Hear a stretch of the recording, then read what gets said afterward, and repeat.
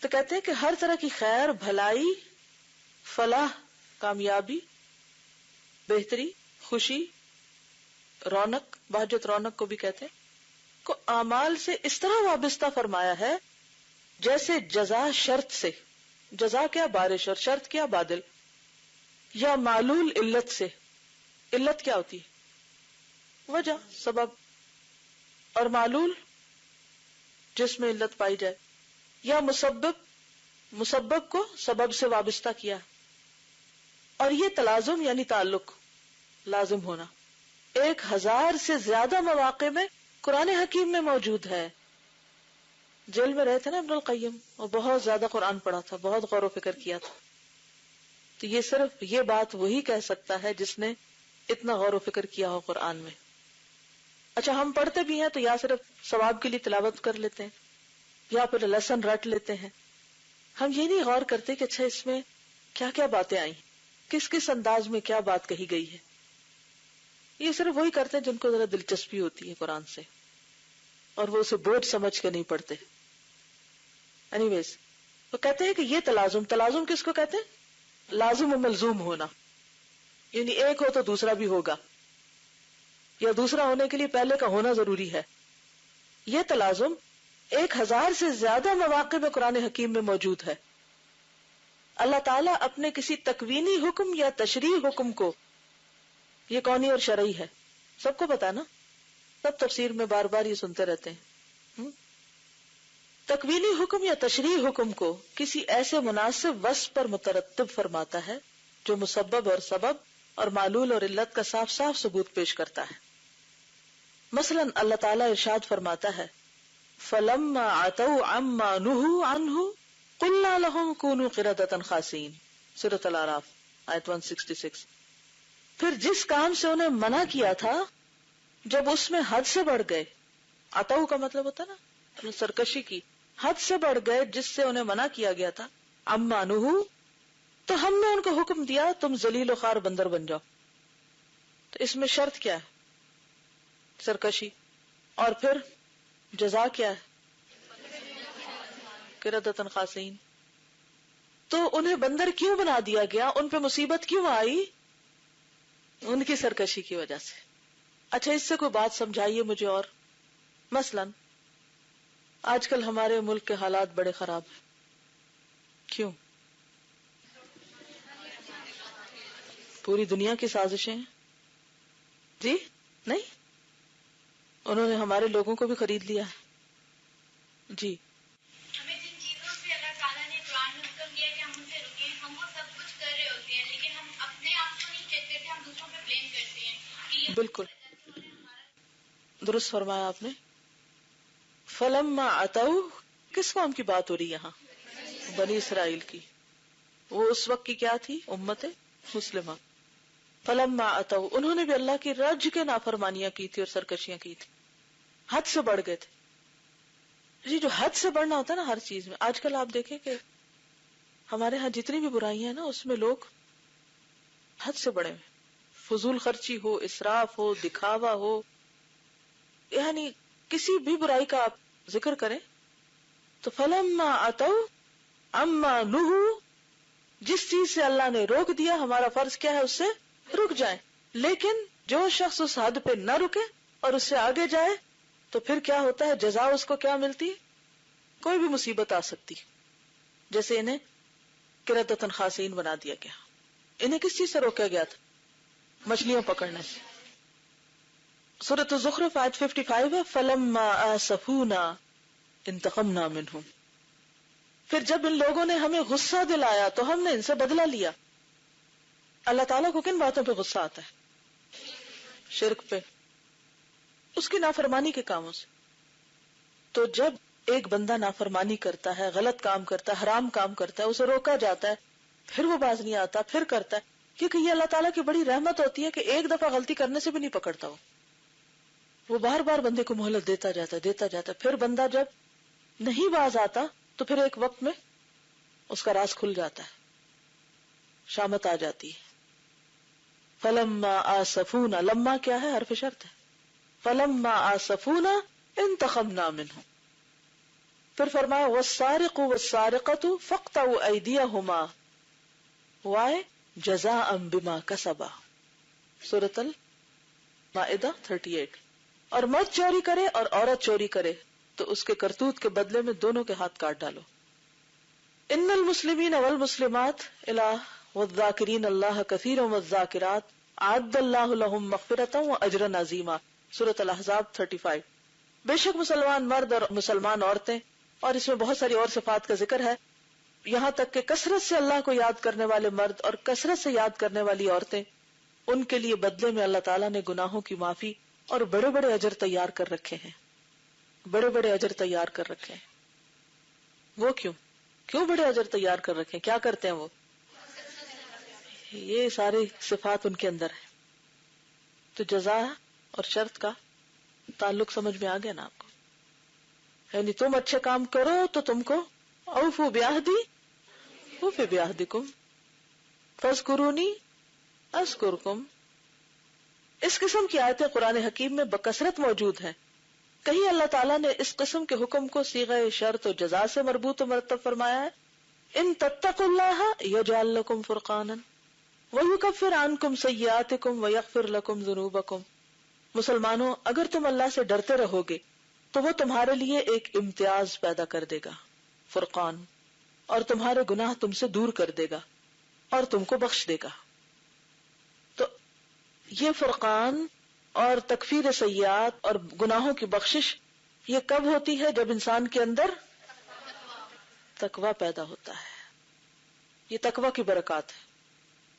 تو جب کوئی مشکل آئے تو کیا کرنا چاہیے؟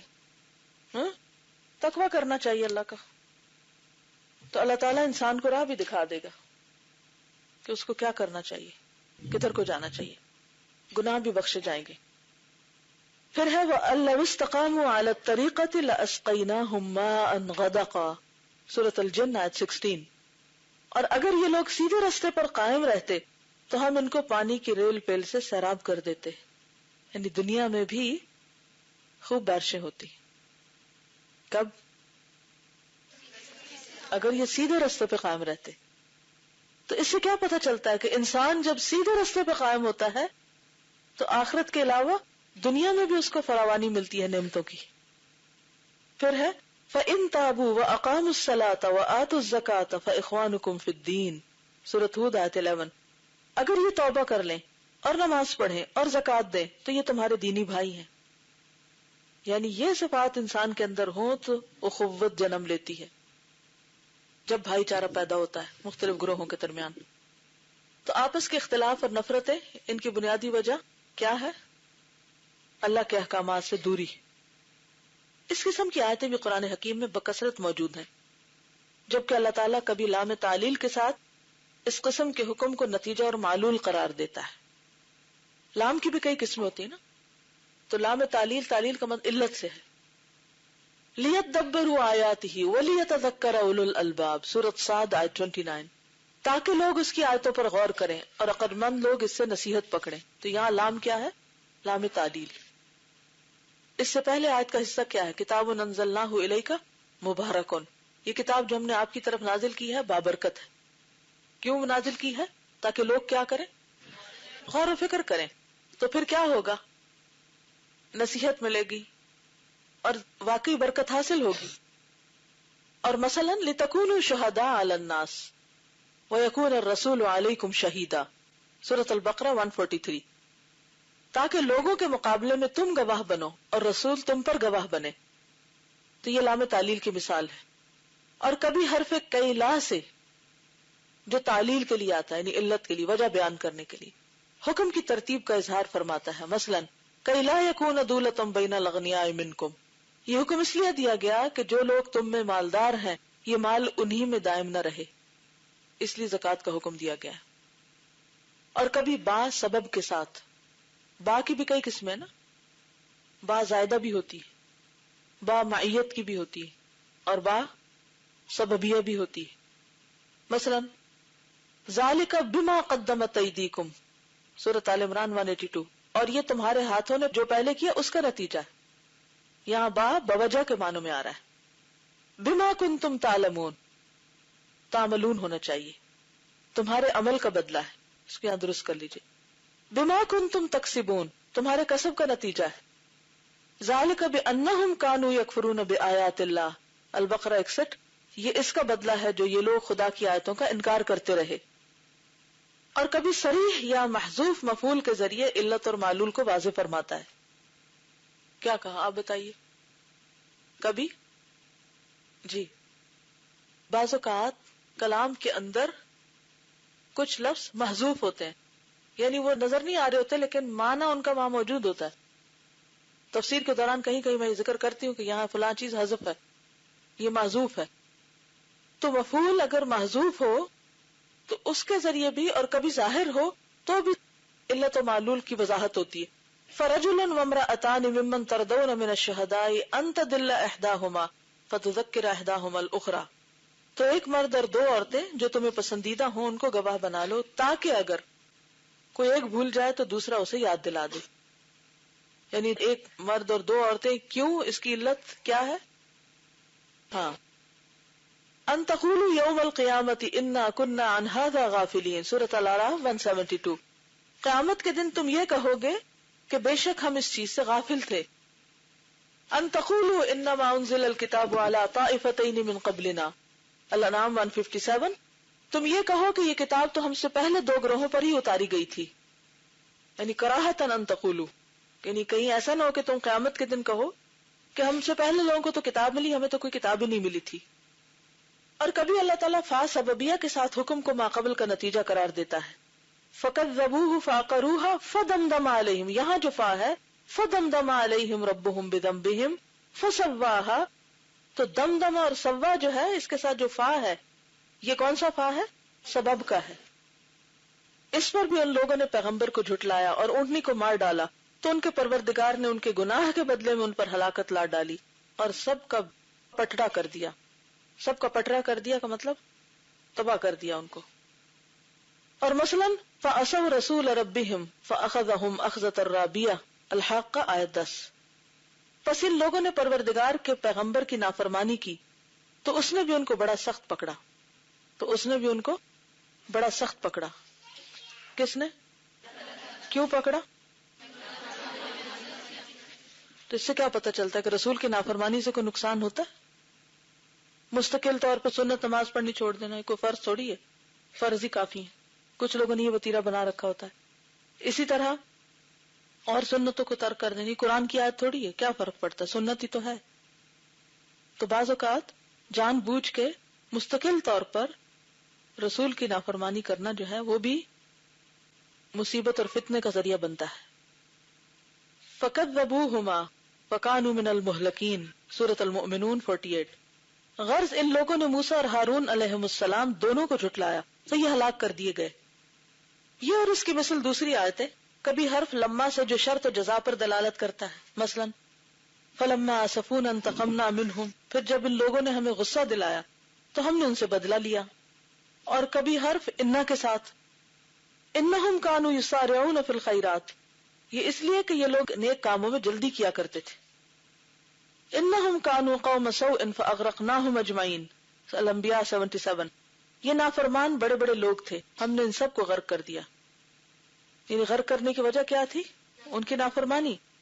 اور کبھی حرف لولا کے ساتھ جو اپنے ماقبل کو، ماقبل کا کیا معنی ہوتا ہے؟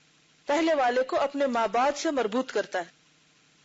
یہ حکم ظاہر فرماتا ہے فلولا انہ کان من المسبحین للبث فی بطنہ الی یوم یبعثون، سورۃ الصافات. تو اگر یونس خدا کی تسبیح و تقدیس کرنے والوں میں نہ ہوتے، کون؟ یونس علیہ السلام تسبیح نہ کرتے تو اس دن تک کہ لوگ اٹھا کھڑے کیے جائیں گے مچھلی کے پیٹ میں رہتے. اس سے کیا بات پتہ چلتی ہے کہ تسبیح پڑھنے سے کیا ہوا؟ ان کی مصیبت دور ہوئی. اور اللہ تعالیٰ خود فرما رہے اگر تسبیح نہ پڑھتے، یہ دعا نہ کرتے تو یہ وہیں پڑے رہتے. اب اگر وہ کہیں کہ اللہ اگر تو نے مچھلی کے پیٹ میں جانے میری قسمت میں رکھا تو میں پڑا ہوں، اب میں کیا کر سکتا ہوں. لیکن جب انہوں نے دعا کی تو اس سے باہر آ گئے. تو کسی حال میں بھی عاجز ہو کے بیٹھ نہیں جانا چاہیے. جو ہونا تو ہو گیا، اب تو کچھ کرنے کا فائدہ نہیں. دعا ہر حال میں فائدہ دیتی ہے. اور کبھی حرف لو سے جو شرط اور جزا پر دلالت کرتا ہے. مثلا وَلَوْ أَنَّهُمْ فَعَلُوا مَا يُعَظُونَ بِهِ لَكَانَ خَيْرًا لَهُمْ. سورۃ النساء 66. اور جو کچھ ان کو سمجھایا جاتا اگر اس کی تعمیل کرتے تو ان کے حق میں بہتر ہوتا. یعنی اگر حکم مانتے تو فائدہ اٹھاتے. حاصل کلام یہ کہ قرآن حکیم اول سے آخر تک خیر و شر اور احکام تکوینی اور اوامر تشریع کا ربط اسباب پر بصراحت فرماتا ہے. یعنی کوئی بھی چیز ہوتی ہے اس کے پیچھے کوئی نہ کوئی سبب ہوتا ہے. ہر ایکشن کے ساتھ ایک ری ایکشن ہوتا ہے. بلکہ دنیا اور آخرت کے تمام احکام، دنیا اور آخرت کے تمام احکام، میں اس لیے اس کو دہرا رہی ہوں کہ تمام احکام پر غور کیجئے کہ جو کچھ ہو رہا ہے کونی ہے یا شرعی. لوگوں پر ذاتی مشکلات آ رہی ہیں یا قومی سطح پر مشکلات آ رہی ہیں؟ دنیا کی مشکلات ہیں یا آخرت کی مشکلات؟ اسی طرح تشریعی احکامات میں بھی بہت سے احکامات کے پیچھے ایک حکمت ہے، سبب ہے، علت ہے. سفر میں نماز قصر کرنے کی ایک علت ہے. تو جتنی بھی احکامات ہیں کونی ہے یا شرعی ہیں وہ اسباب کے ساتھ مربوط ہیں. یہ اسباب پر اتنی زیادہ بحث کیوں کر رہے ہیں؟ یہ کیونکہ کل ہم نے شروع کیا تھا نا کہ دعا بھی اسباب میں سے ایک سبب ہے، اور تقدیر کس کے ساتھ بندھی ہوئی ہے؟ اسباب کے ساتھ. بلکہ دنیا اور آخرت کے تمام احکام و اوامر اور مصالح اور مفاسد کو اسباب و اعمال ہی پر مرتب فرماتا ہے. جو شخص اس مسئلے پر پوری عقل مندی اور تفقع سے کام لے گا، تفقع کیا ہوتا ہے؟ سمجھ بوجھ سے، اور اس پر کامل طور پر غور و تأمل کرے گا. تأمل کیا ہوتا ہے؟ غور و فکر. یعنی اسے انتہا درجے کا نفع پہنچے گا، اس قدر کہ اس کا اندازہ لگانا دشوار ہے. یعنی اتنے فائدے ہوں گے اس کے. اور غور و فکر کا یہ طریقہ. ایک روز کسی نے مجھ سے سوال کیا کہ میں قرآن میں بار بار پڑھتی ہوں غور و فکر کریں، غور و فکر کریں، تو مجھے سمجھ نہیں آتی میں غور و فکر کیسے کروں. یہ ہے نقطہ غور و فکر کرنے کا کہ کوئی بھی چیز جب ہوتی ہے تو اس کے سبب پر غور کیا جائے کہ اس کے پیچھے وجہ کیا ہے. تو آپ دیکھیں گے کہ جب آپ یہ غور کرنے لگیں گے نا تو اگر کوئی خیر ہے تو خیر کے اسباب پر بھی آپ کو نظر آئے گا کہ یہ وجہ تھی، اور آپ اور زیادہ خیر کرنے لگیں گے. اور اگر کوئی مشکل کھڑی ہو گئی ہے، کوئی پرابلم پیش آ گئی ہے اور اس کے بھی اسباب پر آپ غور کرنے لگ جائیں گے تو نتیجہ کیا ہوگا؟ آپ کو اپنی غلطیاں نظر آنے لگیں گی، رکاوٹیں نظر آنے لگیں گی. پھر آپ اس پہ ورک کرنا شروع کر دیں گے، کوشش بھی کریں گے اور ساتھ دعا بھی کریں گے، خاص اس چیز کی دعا کریں گے. اب مثلا کائنات میں غور و فکر ہے. آپ باہر نکلتے ہیں، آپ دیکھتے ہیں کہ درختوں کا رنگ بدل گیا ہے مثلا. تو اب ایک تو کوئی اس کی سائنٹیفک ریزن بتائے، اور ایک اس کی کوئی اور ریزن بھی ہے. ظاہری اسباب کے علاوہ کچھ اور سبب بھی ہے کہ اس سے اللہ سبحانہ وتعالی ہمیں کچھ سکھانا بھی چاہتا ہے. لیکن ہم میں سے بہت سے لوگ واہ کیا خوبصورت رنگ ہے، ہاں یہ تو میں نے پہلی دفعہ نوٹس کیا کہ درخت کا رنگ بدل گیا ہے. پہلے تو کبھی اتنی دفعہ گزرے تھے کبھی دیکھا بھی نہیں تھا. اور اب ہم قرآن میں پڑھتے ہیں نا کہ ذرا غور سے دیکھو، تو دیکھنے تو لگ گئے ہم، لیکن اس سے آگے نہیں پھر جاتے کہ کیا حکمت ہے، کیوں یہ رنگ بدلا ہے. اور آپ دیکھیں کہ گرنے کے قریب اور اس قدر حسین، اس میں کیا حکمت ہے کہ آخری دم تک مایوس ہونے کی ضرورت نہیں. گرتے پتے بھی گرنے سے پہلے خوبصورت رنگوں میں ڈھل جاتے ہیں. انہیں زندگی کے آخر تک اچھے کام کرو. ہم کیا کہتے ہیں؟ بوڑھے ہو کے بیٹھ جاتے ہیں پہلے سے ہی. اور بوڑھا انسان کا اصل میں ذہن ہوتا ہے، وہ اپنے اوپر ایک کیفیت طاری کر لیتا ہے، یہ ذہن بیمار ہو جاتا ہے. یہ بندہ کہتا ہے اب تو میں تو بیکار ہو گیا، اب تو میں کچھ، اور اتنا دہراتا ہے کہ واقعی بیکار ہو جاتا ہے. اکثر میں نے دیکھا ہے کہ جو لوگ بوڑھے ہو جاتے ہیں وہ اس بات کو بہت دہراتے ہیں. اس کو کبھی نہ دہرائیے کہ میں بوڑھا ہو گیا، اس کا نیگیٹو اثر پڑتا ہے پھر خود پہ. اور پھر انسان کہتا ہے کہ اب تو کوئی عمر ہی کیا رہی کام کرنے کی، اب پھر کام چھوڑ بیٹھتا ہے. یہاں تو فال کے کلر اتنے نظر نہیں آتے، کینیڈا وغیرہ میں مختلف رنگ ہوتے ہیں، ایک نہیں کئی رنگ ہوتے ہیں. اور بعض اوقات درختوں کی ترتیب ایسی ہوتی ہے کہ وہ پورا گلدستہ لگتا ہے پھولوں کا. جیسے ہم بہار کے پھولوں کے رنگ دیکھتے ہیں نا، جیسے خزاں کے پتوں کے اس سے زیادہ خوبصورت رنگ ہوتے ہیں جو عام طور پہ پھولوں کو بھی نہیں ہوتے. اور اس کثرت سے ہوتے ہیں کیونکہ پھول تو کسی درخت پہ لگتے ہیں تو چند ایک لگتے ہیں نا. جو پورا درخت رنگ بدل لے تو پھر آپ سوچیں کہ اس کی اپنی ایک روشنی ہو جاتی ہے. اور اس کے بعد گرنا شروع ہو جاتے ہیں. تو مومن کی زندگی میں تو مایوسی کہیں بھی نہیں، بیکار ہونا ہے ہی نہیں. اینی تو بات یہ ہے کہ اسباب پر، ہر چیز کے سبب پہ غور کریں. مثلا ٹھوکر لگی آپ کو راہ چلتے، اب آپ کہیں گے ہاں دیکھا نا یہ کسی نے پھینکا تھا نا یہاں تو میں اٹک گئی اس سے، یہ انہوں نے صحیح بنایا نہیں، یہ کوئی طریقہ ہے دروازوں کے آگے اتنی اونچی بنیاں بنانے کا. مثلا بھئی یہ وہی جگہ تھا، یہاں سے روز گزرتی اور نہیں ٹھوکر لگتی، آج کیوں لگی؟ آج میں نے کون سا گناہ کیا؟ یہ میں پھسلی تو کیوں پھسلی؟ یہ چوٹ لگی تو کیوں لگی؟ ایک ہے ظاہری سبب اور ایک ہے باطنی سبب. بہت سے لوگ صرف ظاہری اسباب دیکھتے ہیں اور وہ اس کو برا بھلا کہا، اس کو برا بھلا کہا اور کہا کہ بس ختم. چینی کا بحران ہو گیا، وہ تو جلوس نکال رہے ہیں، اس کو برا بھلا کہہ رہے ہیں، ختم. کبھی سوچا کہ کیا وجہ ہے؟ پیچھے کیا وجہ؟ رزق سے محرومیاں کب ہوتی ہیں؟ لیکن ہم حقیقی اسباب پر غور نہیں کرتے. تو یہ ہے صحیح غور و فکر. اب یہ جو جملہ نے اس کو انڈر لائن کر لیجیے کہ خیر و شر، احکام تکوینی، امر تشریعی، دنیا اور آخرت کے تمام احکام، اوامر، مصالح، مفاسد، ان سب چیزوں کے پیچھے کیا ہے؟ اسباب ہے. اسباب پر ہی مرتب فرماتا ہے. جو یہ غور و فکر کرے گا اسے انتہا درجے کا نفع پہنچے گا، اس قدر کہ اس کا اندازہ لگانا دشوار ہے. اور اپنی جہالت اور بے علمی، عجز اور کاہلی، بے عملی، افراط و تفریط کی ساری طاقتیں، سبحان اللہ. افراط و تفریط کیا ہوتا ہے؟ حد سے بڑھنا، یا تو حد سے کمی کرنا یا حد سے بڑھ جانا، کی وجہ سے ساری طاقتیں ضائع کرنے اور قوت عمل برباد کرنے کے لیے صرف اس تقدیر پر کبھی تکیہ اور بھروسہ نہیں کرے گا. یعنی ان ساری چیزوں پر ہم عام طور پر کس کو مورد الزام ٹھہرا دیتے؟ تقدیر کو، جس کا معنی یہ ہے کہ عاجزی، کاہلی، سستی اور بے عملی کو توکل سمجھ لیا گیا ہے، اور توکل اسی عاجزی، کاہلی اور بے عملی کا نام رکھ لیا گیا. بلکہ کامل ترین فقیہ، عقل مند اور سمجھدار انسان وہی ہے جو تقدیر کو تقدیر سے توڑے اور تقدیر کی تقدیر سے مدافعت کرے. اس کو انڈر لائن کر لیں، یہ میں نے اس کو اپنے لیے کیا ہوا ہے. تقدیر کو تقدیر سے توڑے، تقدیر کی تقدیر سے مدافعت کرے، تقدیر کے مقابلے میں تقدیر کو لا کھڑا کر دے. اس کا مطلب یہ ہے کہ جب تقدیر کا بہانہ کرنے لگیں تو کوشش کریں اور کہیں کہ یہ بھی تقدیر ہے کہ کوشش کی جائے. جی پلاننگ، تقدیر جو ہوتی ہے نا پلاننگ کے لیے بھی ہوتی ہے تقدیر. یہ پھر وہی بات ہے نا جو اس روز کسی نے بات کہی تھی نا کہ دعا مانگنے کا کیا فائدہ؟ دعا بھی تو تقدیر ہی کا حصہ ہے. ٹھیک ہے نا؟ آج کے لیے اتنا ہی کافی ہے. السلام علیکم ورحمۃ اللہ وبرکاتہ.